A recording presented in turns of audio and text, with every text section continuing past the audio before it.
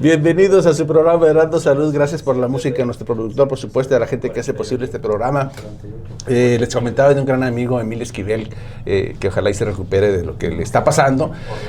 Un gran amigo de nosotros. Y él con esta música nos enseñaba 2 o 3 pasos, pero nos enseñaba a bailar nada más con los gestos de 2 o 3 tornados de dedos. Y él decía que ese era el ritmo de la salsa. Y para él sabía bailar salsa.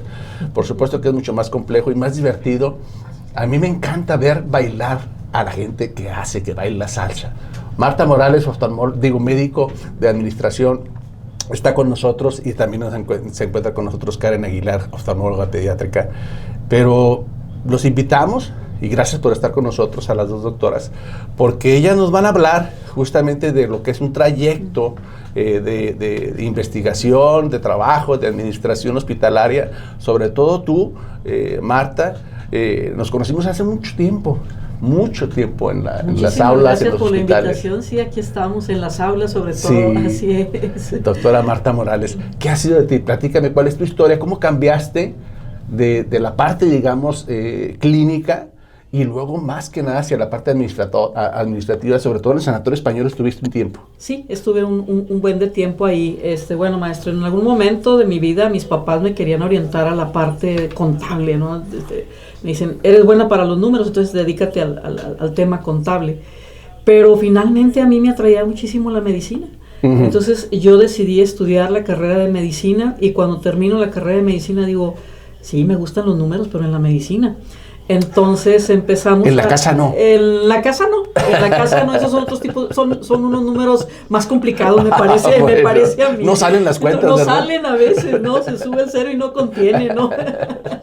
Sí, nos dedicamos un tiempo a hacer estudios de epidemiología. Hice una maestría en investigación y en investigación clínica y epidemiología. Me seguían gustando los números, entonces dije, bueno, pues vamos a administrar empresas de salud, donde se manejan números direccionados a la medicina. Oye, ¿pero qué hacías en el Sanatorio Español?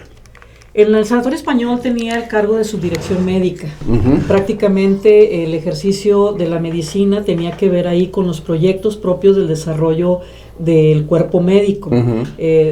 Usted sabe que definitivamente la operación de un hospital desde la perspectiva médica y los procesos pues van muy de la mano. Entonces, y también sé que los médicos somos muy malos administradores, pésimos. Y sabes que somos muy malos en observar normativas, y que finalmente voltean las reglas. Sí, el expediente clínico, por ejemplo, uh-huh. El tema de las notas, el tema de los consentimientos informados, el tema de un proceso de cirugía seguro, el tema, por ejemplo, de los riesgos del paciente. Es que fíjate que yo siento, Marta, no sé si comparte, es que no nos forman no nos educan ni nos forman en la Facultad de Medicina. Entonces, cuando entramos y ya la práctica profesional, digamos, en privada o institucional, pues nos saca de onda ese tipo de normas, ¿no? Oiga, doctor, es que tiene que llenar el informe así, tiene que llenar el expediente de esta manera. Y no estamos acostumbrados, y es una cierta rebeldía a hacerlo. No, pues es que esto, si no me lo enseñaron, no lo debo de hacer. Sí, es correcto. Creo que hay un hueco importantísimo en la formación del médico que tiene que ver con esta parte de, oye, ¿y por qué tendría yo que hacerlo? Exacto. Y hasta que no nos topamos con pared, con una demanda, uh-huh. con un cuestionamiento uh-huh. del propio paciente, que es el uh-huh. usuario uh-huh. final de nuestros servicios, hasta entonces nos cae en cuenta que el deber ser debió haber sido así, ¿no? Claro, sí. Y luego pasaste por AR, ¿no? Luego nos fuimos a AR. Nuestros amigos de AR, un saludo para ellos. Una empresa de mucha adrenalina, pero muy bonita, un aprendizaje también muy padre. Nos tocó el pleno COVID, entonces imagina y las ambulancias y todos los médicos tapados por todos lados. Y también muy, muy padre experiencia gestionando el sentido de la urgencia y la emergencia, porque el tema de no hay hospitales, no hay camas, no hay, a ver cómo se pueden resolver, ¿no? Entonces también pasamos por ahí una etapa muy linda, por mucho aprendizaje en este ejercicio que todo el mundo desconocíamos y que a la fecha seguimos viviendo este aprendizaje de la pandemia. Incluso ahorita en la posición actual nos damos cuenta del gran impacto que tiene en el tema de la salud el COVID, en el tema de los ojos, ¿verdad? Ahorita estás ¿en qué área y en dónde? Estoy en el Instituto de la Visión, estoy en la Dirección General, y estamos gestionando prácticamente todo el ejercicio de procesos administrativos, procesos financieros, procesos clínicos que tienen que ver específicamente con la oftalmología. Oye, ayer o antier pasé por ahí, había muchas pipas y grúas. Tenemos enfrente un ¿Qué pasa ahí? No estoy vendiendo agua, no estoy vendiendo agua. Mañana van a ir las personas del Instituto de la Visión. ¿Qué estará pasando? No es asunto suyo. No es asunto de nosotros. No es que estén remodelando. A eso me refiero. Sí, a ver, sí estamos remodelando porque estamos dándole un giro diferente a la institución, donde la estamos poniendo más bonita, más moderna, más funcional.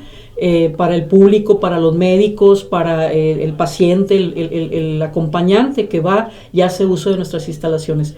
Pero el tema de las pipas tiene que ver con los municipios. Y eso oye, Marta, yo me acuerdo cuando se inauguró el Instituto de la Visión. Hace 20 años. Hace 20 años, Así pues no había nada ahí.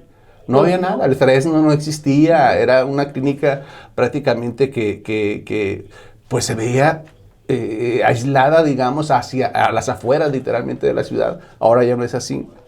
Han pasado 20 años. ¿Qué tiene que hacer hoy o qué le ofrece al público el Instituto de la Visión después de 20 años? En 20 años nos hemos convertido en líderes en la atención visual. ¿Por qué? Porque tenemos un concepto donde se maneja de manera integral prácticamente todo el ejercicio de la medicina en la salud visual. Hay consulta clínica, hay laboratorio específico para el tema de la cuestión visual. Tenemos un área de estudios donde podemos hacer desde un ultrasonido, una tomografía, una fluorangiografía para revisar las condiciones no solo de la estructura del ojo, también de la funcionalidad, el nervio óptico, la propia cuenca del ojo, etcétera, etcétera. Luego tenemos también un grupo, un staff muy completo de médicos en donde podemos nosotros estar ofertando no nada más la oftalmología general. Todos nuestros médicos tienen, aparte de la especialidad de oftalmo, una alta especialidad. Esto significa que tenemos gente dedicada a retina, a segmento anterior. Tenemos ahora estrenando a la doctora Karen como oftalmólogo pediatra. Tenemos médicos dedicados también al trauma ocular, a la cirugía estética del ojo. Es decir, esto le puede ofrecer el Instituto de la Visión a la población en este momento. Y no se diga toda la resolución quirúrgica de aquellos problemas que en algún momento los veía la gente como muy inalcanzables. El tema de la catarata, que es tan común, ¿verdad? Y uno pensaría, bueno, pues yo estoy joven, tengo 30 años, tengo 40 años, es algo muy lejano para mí, pero desafortunadamente han ido cambiando muchas condiciones del usuario, del propio paciente, que nos hace nosotros ahorita ser líderes en este momento. Líderes con todas las subespecialidades. La semana pasada tuvimos a un retinólogo aquí por parte de ustedes. Doctor Villa. El doctor Villa, por supuesto, un saludo para él. Recibimos muchas preguntas, ahí se las tengo al doctor Villa, a través de las redes sociales, justamente la gente que nos escucha y nos ve con la página de Oscar Hernández. Estos programas se retransmiten a través de los diferentes medios de internet. Entonces, ustedes tienen diferentes especialidades, alta especialidad mencionaste, y tenemos con nosotros a Karen.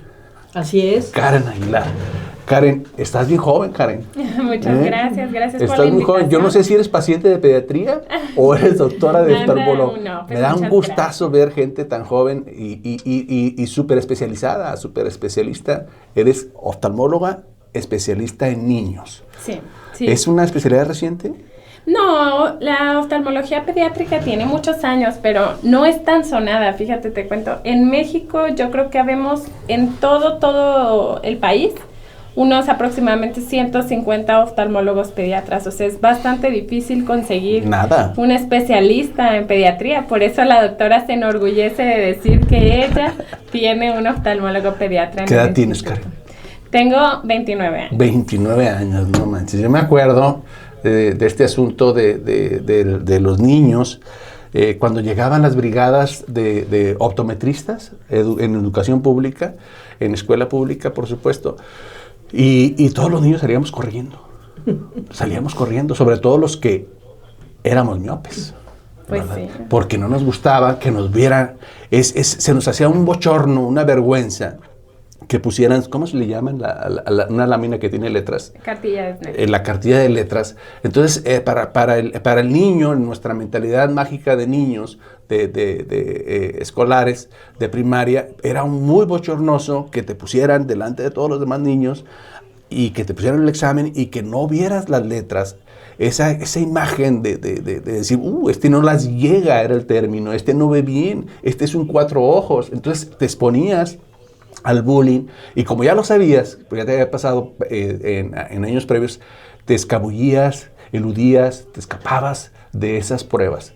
Sigue siendo así el bullying ante la miopía en ese niño que no ve, pero que no le dice a papá ni a mamá que no ve bien. No, fíjate que ha ido cambiando mucho. Qué bueno. La miopía ha ido incrementando. Claro, el uso de dispositivos que siempre me preguntan en la consulta, doctor, ¿el efecto estar en el celular? Por supuesto que influye, ¿no? Todo el uso de dispositivos, de menos contacto con el exterior, que los niños ya no salen a jugar, ha ido incrementando la incidencia de miopía en la población.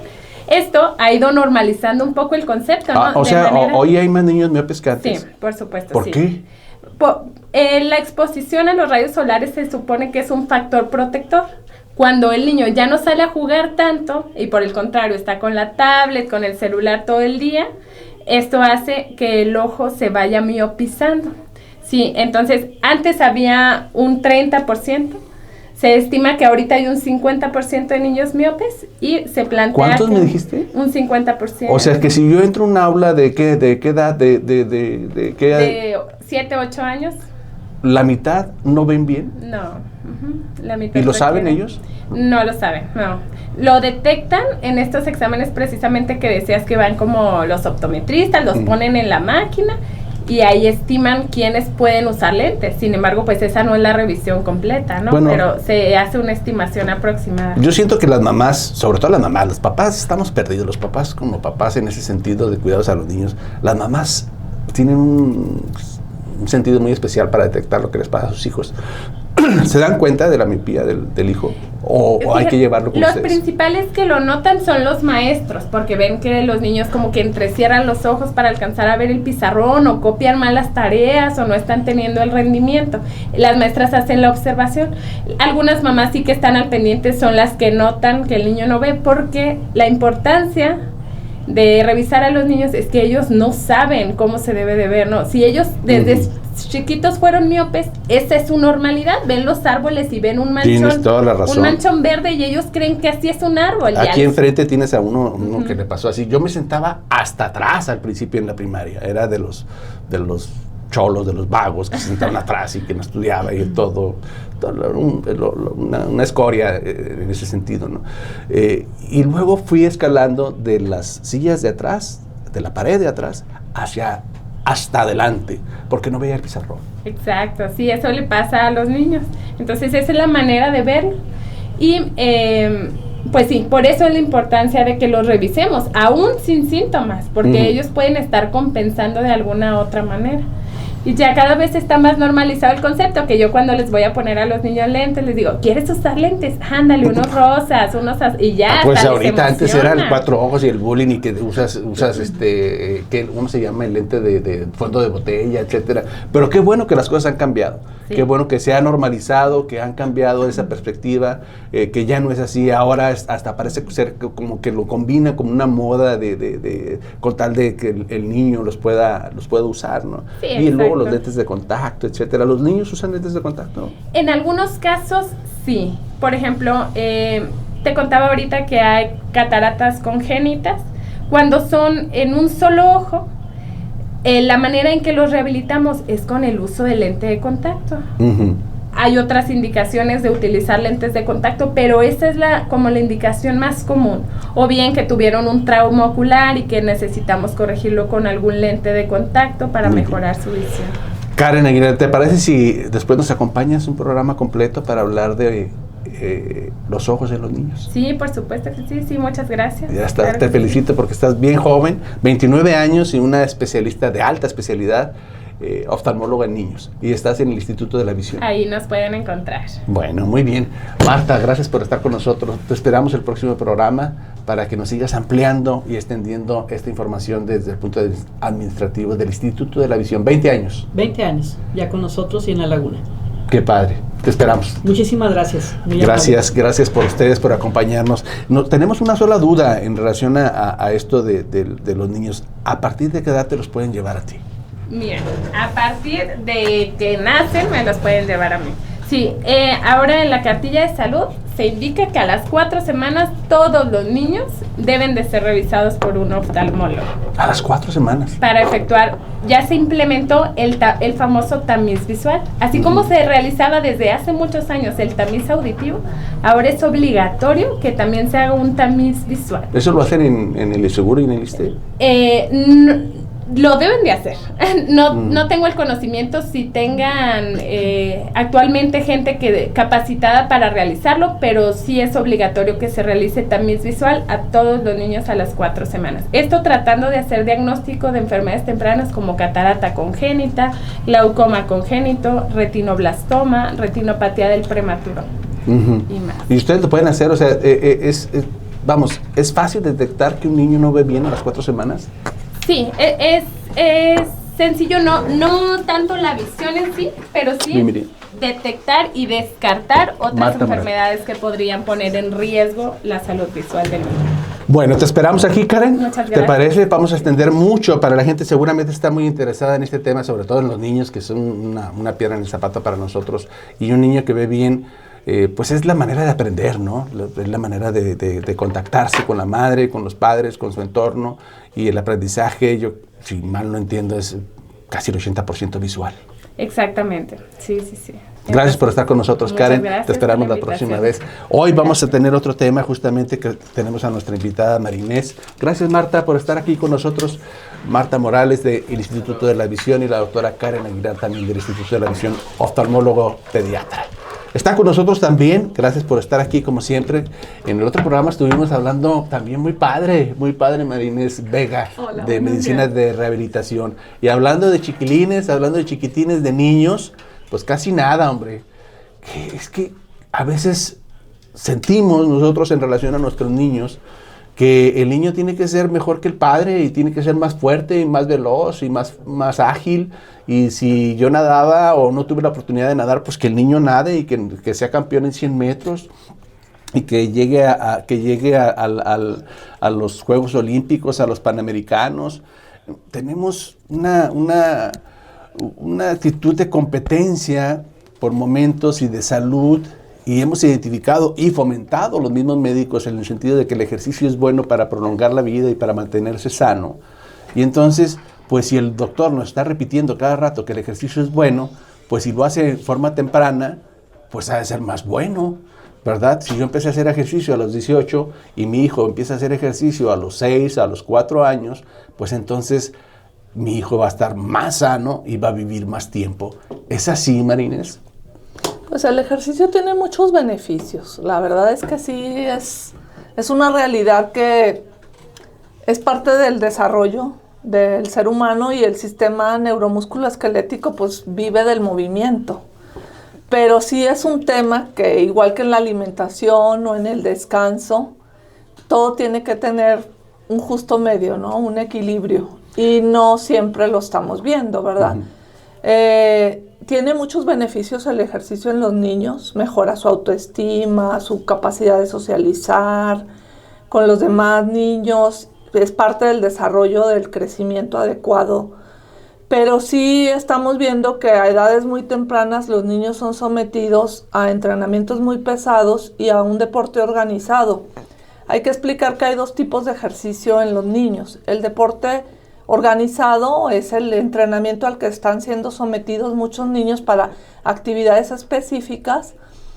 Debe de lograrse o hacerse siempre después de los 6-8 años de edad. Contrario a lo que muchas veces estamos viendo, lo ideal es que el ejercicio libre o el juego, que cada vez lo vemos menos, sea el que prevalezca hasta los 6, 8 años de edad. Juego. Juego, sí, ejercicio por medio de juego, como hacíamos nosotros, Sí, ¿verdad? una parte Antes, lúdica, lo hacías en una forma parte natural y lúdica. espontánea en la calle y pues te ejercitabas. Aprender a andar en bicicleta, correr, patear una pelota, subir y bajar un resbaladero, este tipo de actividad física en el que convivías con tus compañeritos o tus vecinos, y el juego libre es muy importante. Ahora, hay algunos niños, bueno, que empiezan a partir de los 6 años, es lo ideal si es que van a hacer un deporte organizado, especializado, pero sí se les debe de decir a los padres también que los niños deben de experimentar diferentes tipos de actividades físicas, porque luego los especializan mucho en una sola actividad física, y esto es lo que sí a la larga da burnout en los niños, o sea, da se ponen hasta el fatiga. gorro, ya están fastidiados, hartos. Y por eso muchos niños alrededor de los 13 años abandonan lo que era su deporte favorito. Su deporte favorito. Y ya no quieren, ya no quieren hacer otros. En fin, empiezan justamente en esa etapa de la pubertad, conocen a la novia, el alcohol, el tabaco, y resulta que cambian drásticamente de un niño superatleta, deportivo, disciplinado incluso, metódico.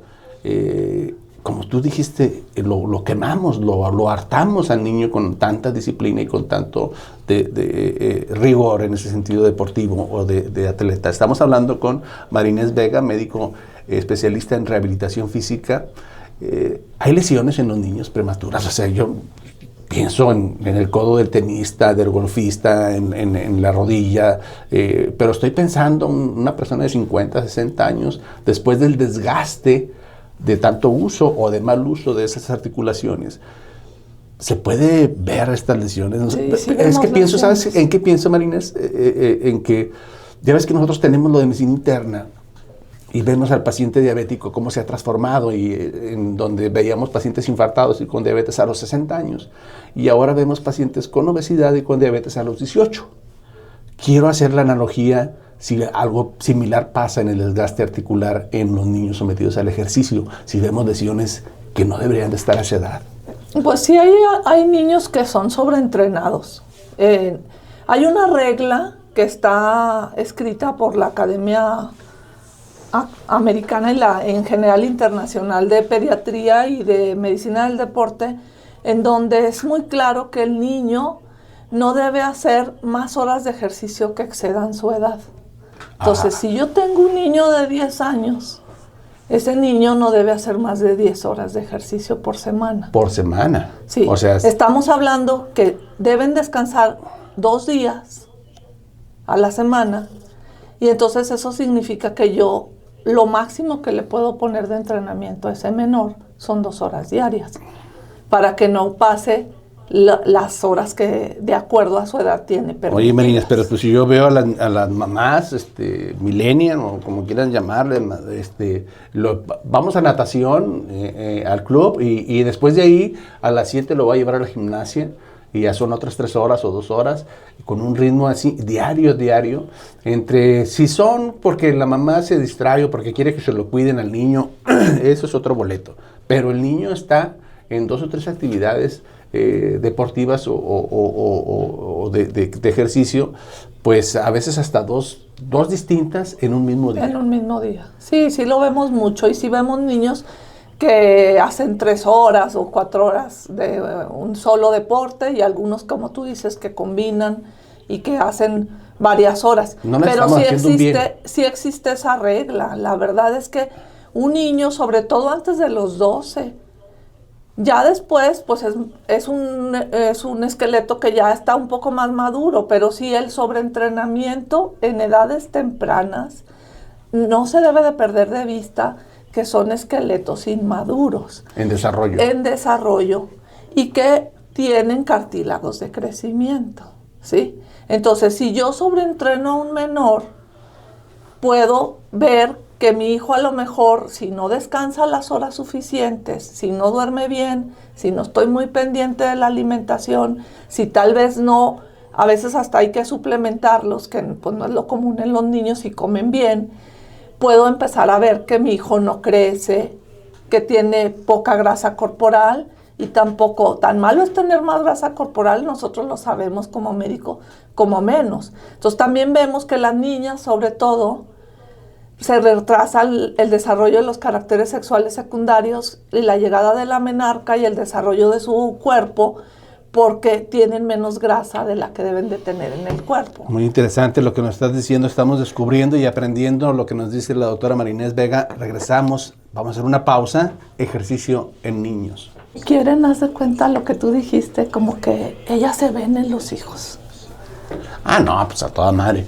Y luego están ahí con los chetos y y el niño ahí en chinga, salta y salta, y ya estás con la coca y el cigarrito. Yo las he visto. Sí, ahorita también hay que, o sea, voy a comentar eso. Una cosa es que tú también tienes que reconocerle al niño todo lo que implica el esfuerzo que hace y no solo la competencia, porque luego ellos también se empiezan a frustrar de darse cuenta que lo único que les importa es que ganen. Ahora fíjate en las estadísticas. En Estados Unidos, por ejemplo, solo el 1% de esos niños va a tener una beca deportiva.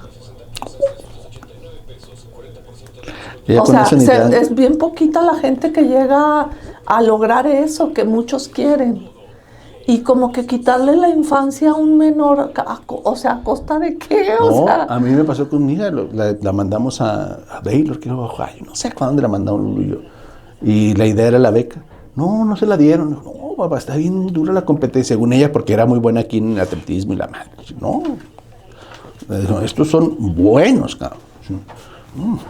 ahora, los tiempos famosos. Sí, te voy a decir una cosa, la genética existe y la realidad es que los deportistas de élite, pues ¿cuántos hay? Uno cuánta gente, o sea, eso es un garbanzo de libra. Se vio la raza luego, mi hija está así, y aquí, y unos tiempos y tal. O sea que, bueno, en ese sentido, habrá que retransformar. No te sientas mal en la madre, la chingada. No. Ahora, la genética. No, papá, es que tú me mandaste para allá. Y dije, no necesariamente tienes que conseguir la beca a fuerza.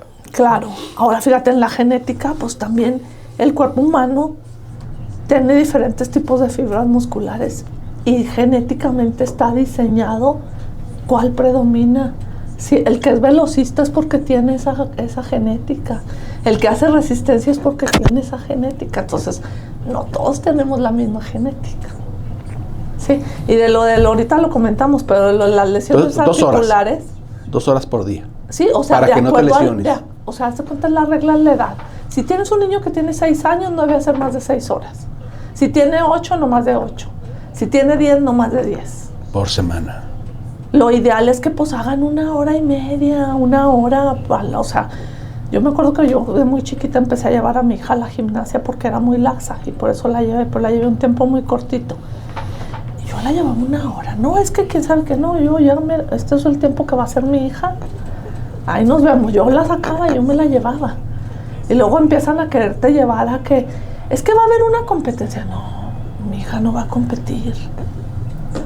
También es eso, o sea, un niño no está listo para competir y no entiende. Tienes que darte cuenta si tu hijo de veras puede manejar la frustración, la competencia antes de cierta edad. Porque pues también es muy frustrante. Sí, pues les da ansiedad, ¿Quieres ahorrarte una lana? La beca. Y luego quieres que sea campeón, lo que tú nunca fuiste. Y ahí la llevas, ¿no? Entonces, enfrente de la mezquita. Sí. ¿Sí? Ah, ¿qué? ¿El gimnasio? Sí, estás tú. Sí, es un gimnasio adaptado a las capacidades de cada persona. Guadalajara 10-12. Guadalajara 10-12. Frente a la mezquita, sí. 12. La edad en horas por semana. Sí. ¿Estoy bien?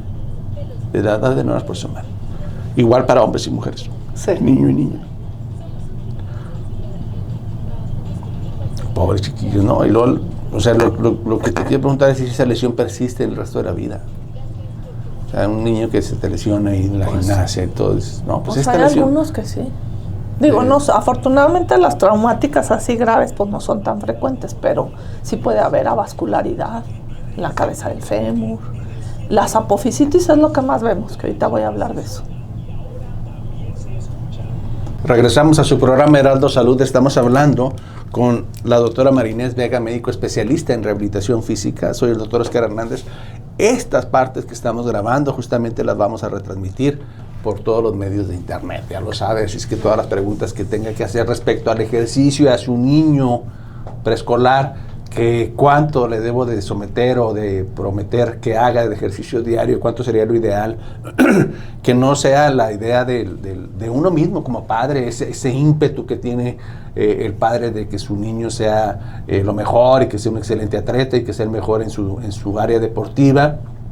Y también el ímpetu de competencia entre los chiquilines, entre los maestros, entre las escuelas, que porque los niños tienen que representar a la institución a gran escala y tenemos que obtener la beca para ahorrar un dinero, en fin, ese grado de excelencia. Habrá que preguntarnos a nosotros mismos si le estamos haciendo bien. Estamos hablando de niños menores de 12 años. ¿Qué tanto podemos someter a ese cuerpecito al ejercicio? Tú nos diste una regla, Marinés. Son la edad por semana. Por semana, sí. O sea, En si el horas. niño tiene 6 años, 6 horas a la semana. Si el niño tiene 8 años, 8 horas por semana. Si el niño tiene 10 años, 10 horas por semana. De ejercicio. De ejercicio. Y sí contemplar que deben descansar por lo menos 2 días a la semana, y los que hacen un entrenamiento intenso sí deben de tener por lo menos 2 meses de descanso al año. O sea, separados si tú quieres, pero sí hay que darle descanso. Sus vacaciones. Vacaciones. Oye, sí. pesas ni pensarlo, ¿no? Pues se pueden hacer más bien resistencia elástica y algunos pesos muy ligeros en edades, pero ya cerca de la pubertad. Cerca de 12 años o más. Sí. No me imagino un niño de 8 años cargando una pesa, o sea, del gimnasio y haciendo... Pueden ser pesos muy ligeros y esto bien vigilado puede desarrollar o ayudar al crecimiento, a la estatura, pero sí, si lo sobreentrenas, también sí hay niños que se quedan muy chiquitos. ¿Sí? ¿Chaparritos? Sí, no está al 100% demostrado, pero todos sabemos que los huesos largos crecen porque cargamos peso en ellos. Y que sí hay ciertas condiciones que puede hacer que los cartílagos de crecimiento se cierren antes. Pues yo he visto a las gimnastas que adquieren un cuerpo muy peculiar, muy ágil, elástico, pero que como que no desarrollan mucha altura, ¿no? Sí. ¿Es mi imaginación o es así? No, así es. Y también lo que sí vemos es que de lo que platicamos la vez pasada, la columna tiene ciertas curvaturas. Uh-huh. Y sí, los morfotipos del cuerpo humano están dados por cuáles músculos usas más que otros. Yeah. Y por eso tú ves que las gimnastas tienen cierto morfotipo, las bailarinas tienen cierto morfotipo. Y eso está bien para el entrenamiento, para la actividad en el momento. Es como yo le digo a algunos pacientes, en el escenario, por así decirlo. Uh-huh. Lo malo es que algunas de esas personas se quedan grabadas desde pequeñas con esa misma postura. Eso es muy común verlo en las bailarinas y en las gimnastas, que tienen una postura grabada que a la larga va a dar dolor espinal y alteraciones en el esqueleto axial sobre todo. ¿Hay lesiones infantiles que perduran toda la vida?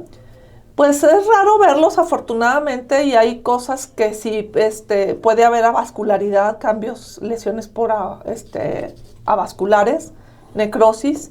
Aunque también ahí no se sabe 100%, hay ciertos factores genéticos, pero sí puede haber trastornos vasculares, sobre todo en la cabeza del fémur. Y lo que más vemos son las apofisitis. ¿Qué es eso? Es una inflamación de la inserción de un tendón en el cartílago de crecimiento. Uh-huh. Y esto ocurre en niños que hacen mucha actividad física y que entran en las épocas de crecimiento rápido. Ahí hay que vigilarlos muy de cerca y estar muy al pendiente que el niño realmente, o sea, aparte de la actividad física que haga, su entrenador se ocupe de que tengan técnicas de relajación y de estiramiento adecuado, porque el hueso crece más rápido que el sistema miotendinoso. Entonces, el hueso empieza a crecer y el músculo tiende a crecer más despacio, uh-huh, junto con su tendón. Y si aparte está corto por el entrenamiento físico y porque no hace sesiones de descarga o masajes o no se estira adecuadamente, el tendón empieza a traccionar de más el cartílago de crecimiento y se empieza a inflamar y a despegar. Y lo vemos en varias partes del cuerpo. Las más comunes es en la rótula, en la cara anterior de la tibia. Lo vemos mucho en el talón, lo que es la enfermedad de Sever, la enfermedad de Osgood-Leder en la cara anterior de la tibia. pero puede ocurrir también, por ejemplo, en los que hacen mucho tenis o deportes de raqueta, en la cara medial de los codos también. Hay una frase muy célebre, antiquísima: mente sana y cuerpo sano. O sea, del ejercicio y la mente. Los niños también tienen que estar en esa etapa, o sea, se frustran. Sí, por eso también la competencia hay que valorar que se haga casi siempre después de los 6 años, 8 años, y que el niño realmente esté preparado, o sea, que tenga la capacidad de tolerancia a la frustración, de trabajar en equipo, de no verse tan presionado. Los padres tienen que reconocer todo el esfuerzo que los niños hacen todo el tiempo y no solo en la cancha o en la competencia, ¿no? O sea, porque sí es importante que el niño sepa que se le valora todo lo que hace y no solo cuando gana, ¿verdad? O la competencia. Sí, hablaste tú de genética. ¿A qué te refieres con eso, con genética y ejercicio?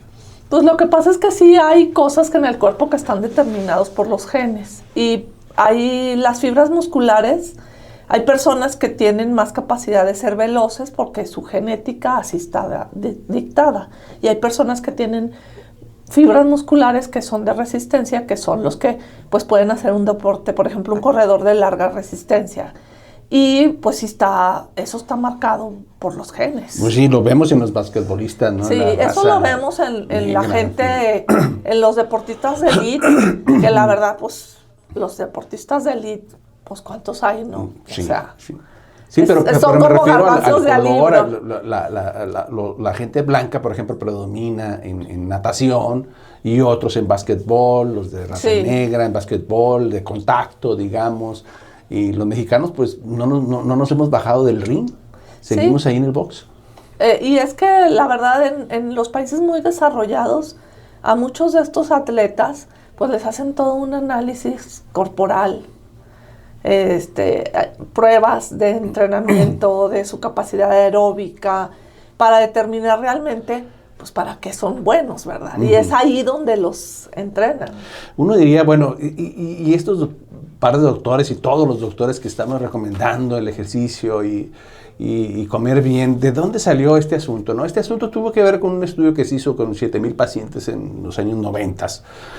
Personas que se entrevistaron justamente y se les preguntó cuáles eran sus hábitos, ¿no? Y muchas preguntas se hicieron en este cuestionario en los años 90 a 7,000 personas, ¿no? Y resulta que después de esos de 10 años de seguimiento, resulta que se midió cuáles estaban vivos y cuáles habían muerto.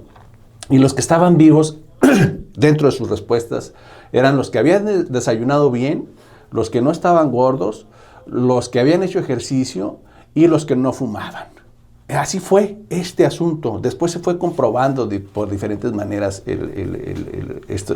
estos datos, ¿no? Pero la manera inicial en que se surgió la idea de que, bueno, entonces, para no morirme y para vivir más, entonces tendría que desayunar, mantenerme en mi peso, no fumar y hacer ejercicio. De ahí nació esta idea que se ha perpetuado. Sigue siendo válida entonces el promover el ejercicio infantil para poder prolongar de alguna manera la vida de esos seres que queremos todos, a nuestros hijos, a nuestros nietos. Sigue siendo válida, estoy entendiendo eso, doctora María Inés Vega Frías, pero con equilibrio. Así es, igual que muchas otras cosas en la vida. O sea, y además, no te va a prolongar más la vida. No. Y aparte, no debemos de perder en cuenta que la infancia, pues, es una época muy corta de la vida. Y es súper importante que el niño disfrute su infancia. Es mucho más importante para mí y para muchos que nos dedicamos a esto, pues que el niño viva lo que le toca vivir en esa época de la vida. O sea, el juego es súper importante. Muy, muy importante que el niño viva eso. Y aparte se establece también un vínculo materno-infantil, ¿no? Entre el ejercicio, pero visto de esa manera, ¿no? Un poquito más relajado, diría yo, ¿no? No tan competitivo en esas etapas tempranas. La clave es que el niño se divierta, goce lo que hace y sea divertido. O sea, eso es súper importante en los niños. En tu práctica clínica, ¿en dónde estás, por cierto? Estás enfrente de la mezquita, me dijiste un domicilio. Bueno, ahí tengo un área de entrenamiento funcional en donde se adapta el ejercicio a la capacidad de cada persona. Hay más adultos que pacientes de otra edad. Está en Avenida Guadalajara 1012, justo frente a la mezquita, en Granja San Isidro. Y mi consultorio está en la colonia Los Ángeles, en la esquina de Feliciano Cobian y Zuluaga. Ya estás. Oye, Marines, te llegan, volviendo estoy pensando, visualizando un niño en la pubertad, un adolescente en la pubertad de 12, 14 años, en donde tú ves ya el desgaste, tú te puedes dar una idea de ese niño estuvo sobreentrenado. Sí, hay niños que sufren, por ejemplo, fracturas de estrés en la tibia, porque, no sé, las bailarinas que entrenan muchas horas a la semana. También, y lo que más vemos es lo que te comento, o sea, la apofisitis. Vemos mucho la enfermedad de Sever en el talón. ¿Qué es la apófisis? Aquí se le llama así porque es la parte distal de donde está el cartílago de crecimiento. Ok. Y ahí lo que te expliqué es que el tendón hace demasiada tracción. Un músculo que se quedó un poco más corto porque no crece a la misma velocidad que el hueso. Ya.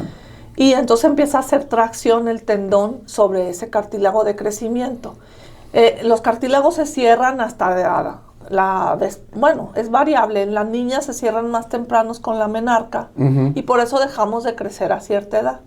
Y en los niños es un poquito más tardío, pero tiene relación con el desarrollo sexual, o sea, con los estrógenos y con la testosterona en los varones. Y con el tiempo esos cartílagos de crecimiento que están en las partes distales de los huesos largos se cierran. Y bueno, también en otros huesos, en general en todos los huesos, pero sobre todo en los huesos largos, que es con los que vamos a crecer porque cargamos peso sobre ellos. Pero cuando entras en épocas de crecimiento rápido, el hueso crece más pronto que el músculo y el tendón. Y si el niño hace mucho ejercicio, el músculo tiende a cortarse todavía más. Y entonces empieza a hacer tracción sobre ese cartílago de crecimiento y se inflama. Y eso es a lo que le llamamos osteocondritis, porque es un cartílago, o se le llama apofisitis. Y les produce mucho dolor. Y las más comunes son las de la tibia, la enfermedad de Osgood-Leder, en donde se separa la cara, el tubérculo anterior de la tibia, la tuberosidad anterior, en donde se inserta el tendón del cuádriceps. Y eso le pasa mucho a niños que patean, a niños que saltan, a niños que corren. Y lo vemos mucho también en el talón, lo que sería la inserción del tendón de Aquiles en el calcáneo, que se le denomina enfermedad de Sever. Oye, Marines, veo niños, unos enanos de 6 años, con un equipo de fútbol americano.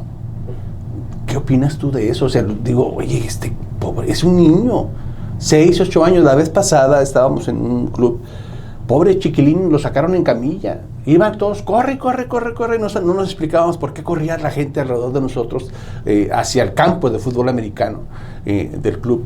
Y de regreso, viene, uno piensa en un adulto que se lesionó. Bueno, fueron justamente los DR por lesionado.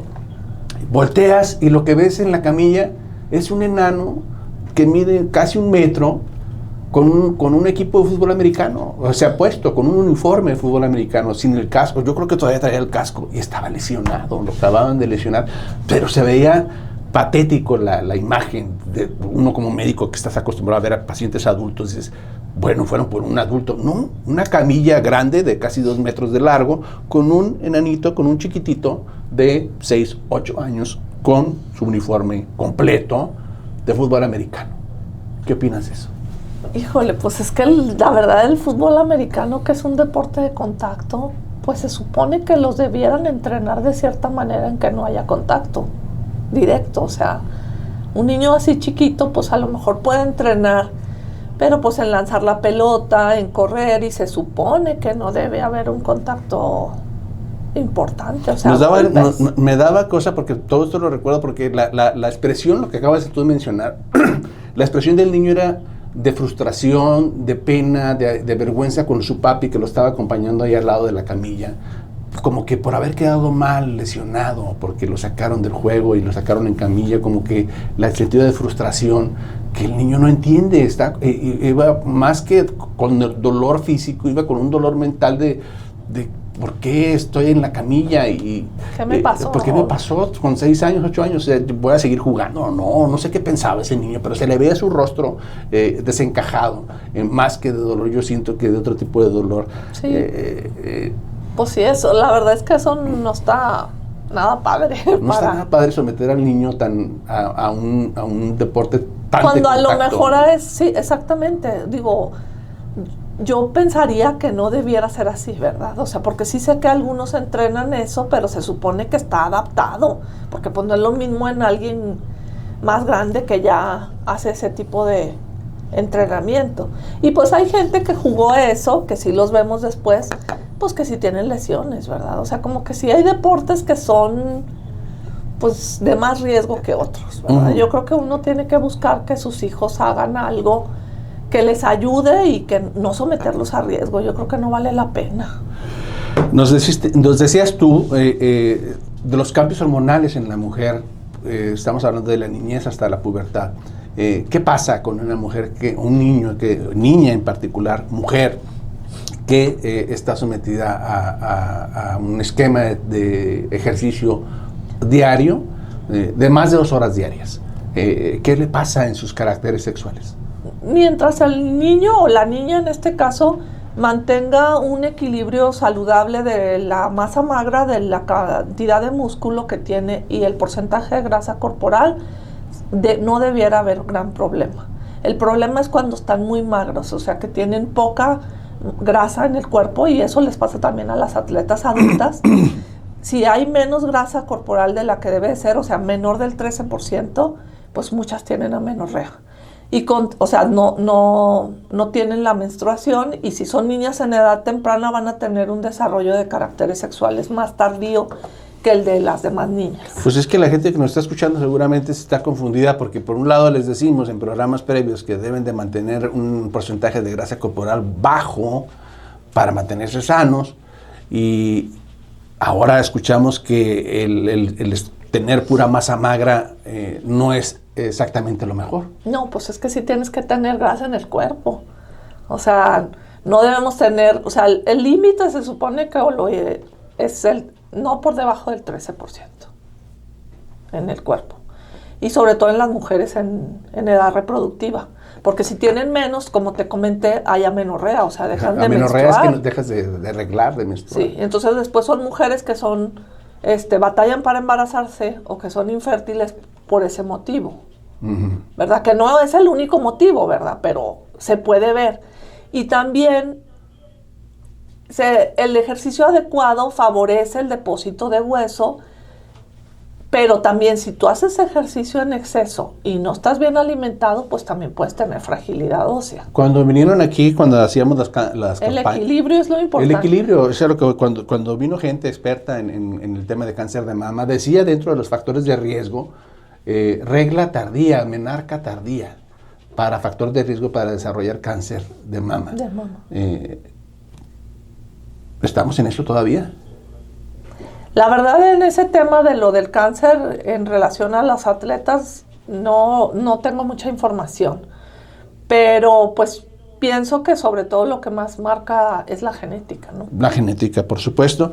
Y entonces tú nos acabas de decir un dato muy importante. Entonces, ese retraso en la menstruación puede deberse aún sobre en niñas chiquitas, sí. El retraso del desarrollo de los caracteres sexuales habría que revisar, pues también la herencia, ¿verdad? Pero pues si hay niñas que están, no sé, ya en los 11, 12 años, 13 años y que están muy chiquitas, que tienen muy magro el cuerpo y que no han desarrollado caracteres sexuales. La parte lúdica es importante entonces, ¿no? El donde el niño se divierte y los papás también. Sí, la infancia es tan corta. Sí. Hay que darle oportunidad a los niños que vivan su infancia, que gocen. Porque también a veces ves que los papás les quitan las fiestas, las invitaciones al cine, porque tiene que entrenar. Pues estar en un entrenamiento. Digo, es importante la disciplina, pero también sí es muy importante que el niño disfrute y conviva socialmente. Pues sí, pero los que conviven somos los padres que estamos afuera del gimnasio, con las frituras, con nuestro café, con el cigarro, con nuestra cerveza, esperando mamá y papá que el niño termine su sesión de ejercicio. Pero así, de esa manera, ¿no? Con el chisme, con la parte ahí también lúdica del chisme, mientras estamos esperando que el niño termine su clase. Se ha hecho como una forma de vida, de convivencia, en donde los padres llevamos al niño a que haga su ejercicio y nosotros nos relajamos en ese sentido también, y es un estilo de vida muy rutinario y muy frecuente. Lo vemos todos los días, no solamente aquí, en todos lados, por supuesto, ¿no? En donde, bueno, pues hay que llevar al niño 2 o 3 horas diarias de ejercicio, lo llevamos a pintura, ejercicio, y aparte otro esquema de ejercicio, de fútbol americano, fútbol, soccer, en fin, y nosotros también nos divertimos junto con eso. ¿Hemos exagerado o vamos bien? Pues yo pienso que, por ejemplo, hacer que el niño haga tantas actividades al mismo tiempo, pues a mí no se me hace que sea como que multitask el niño. Como que no se me hace que sea no es una virtud lo mejor. Ser multifuncional, ¿no? Decir, es que mi niño es atleta porque hace todos los... Estamos hablando de niños, insisto, ¿no? O sea, en la etapa adulta quizás, porque bueno, pues, tú lo puedes racionalizar y puedes elegir y tienes la libertad de hacerlo como adulto. Puedes elegir lo que haces con tu vida, pues, ¿no? Sí, pero yo creo que sí, lo tienes que tomar mucho en cuenta también al niño. Y la verdad, o sea, yo insisto mucho que no hay que perder nunca de vista que debe ser divertido. O sea, no debe ser algo que los abrume, que los estrese. O sea, no es obligado, no es a fuerza. Pues si el niño, el hijo te dice, mami, no quiero ir, por lo que tú quieras, o sea, pues sí, hay que tomar en cuenta también eso, o sea, porque el niño ya no quiere ir, hay algo que a lo mejor no le gusta, y no hay que perder de vista que también a veces los entrenadores son muy estrictos, uno tiene que estar muy al pendiente, porque hay quienes también, incluso, pues a lo mejor es verbal, pero hay cierto maltrato, y eso no debe uno permitirlo, porque también, ¿qué le estás enseñando a tu hijo? O sea, que cualquiera le puede gritar y lo puede ningunear o lo puede malmonear. Pero tampoco lo vamos a hacer hipersensible, ¿no? No, tampoco. Decir, ay, mami, es que el profesor me dijo esto. Bueno, pues, o sea, no. Hay una zona de... Sí, es muy difícil, pero sí tiene uno que estar muy atento y parar como mucho las antenas, porque también hay que escuchar a los niños. O sea, si te dice que no quiere ir o está cansado o se siente mal, pues hay que creerles. O sea, digo, si hay unos que abusan, ¿verdad? También que uno tiene que mediar y ver ahí y que cumplan con sus compromisos y sus cosas que tienen que hacer. Pero si un niño te empieza a decir que ya no quiere ir o que no se siente bien, pues hay que escucharlo. O que le duele, que tiene dolor. Y hay que creerles, o sea, que tienen dolor. Porque hay quienes tienen dolor. A mí me da mucha tristeza ver a niños lesionados. Como te platiqué, este niño del fútbol americano, dije, no, es como no. Eso es otra cosa. Y ver a niños sobreentrenados y lesionados de sus piernitas, de sus codos, por exceso de entrenamiento, por todo lo que hemos hablado durante el programa, es hasta cierto punto triste, ¿no? Y sí, la especialización en uno solo debe ser ya cuando están más grandes. O sea, como cuando están más chiquitos, como que sí deben hacer. Pero pues, ¿quién debería de todo, poner esos rangos de ejercicio? ¿El médico? ¿El fisioterapeuta? ¿El nutrición? No sé. Pues incluso el mismo entrenador físico debería de estar también bastante preparado en esto, ¿verdad? Estamos pendientes. Y confían en eso. Estamos pendientes con más temas contigo, María Inés. Nos tenemos que ir. Gracias por acompañarnos. ¿Estás entonces en qué clínica? Feliciano, estoy en la avenida Feliciano Cobian 101, esquina con Zuluaga, en la colonia de Los Ángeles. Y mi clínica se llama Rehabilitación Médica de La Laguna. María Inés Vega Frías. Nos vemos el próximo sábado. Gracias por acompañarnos en La Voz de la Salud.